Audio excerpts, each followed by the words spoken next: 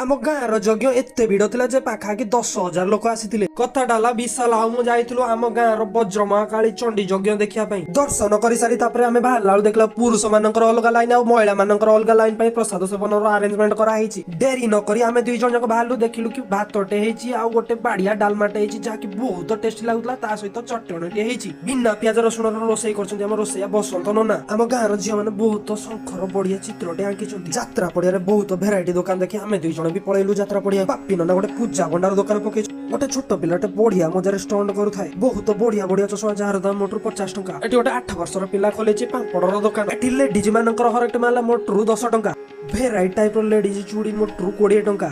ଯାହା ବି ଏଇ ବାସନ କୁସନ ଦେଖୁଛନ୍ତି ତାର ଦାମ ମୋଟରୁ 50 ଟଙ୍କା। ଭାଇ ଏଇ ଯୋଉ ଛୋଟ ପିଲାଙ୍କର ଖେଳନା ଯାହା ବି କିଣିବେ 30 ଟଙ୍କା 40 ଟଙ୍କା 50 ଟଙ୍କା। ଆମ ଗାଁର ଯଜ୍ଞ ବୁଲି ଫେରିଲା ବେଳକୁ 2 ସବସ୍କ୍ରାଇବର ଭାଇ ଆମକୁ ମିଳିଗଲେ। ଭାଇ ଲୋକ ଆମର ଗାଁର ଯଜ୍ଞ ଭାଇ କେମିତି ଲାଗିଲା ନିଶ୍ଚିନ୍ତ କମେଣ୍ଟରେ ଜଣେଇବେ। ଜୟ ବଜରଙ୍ଗକାଳୀ।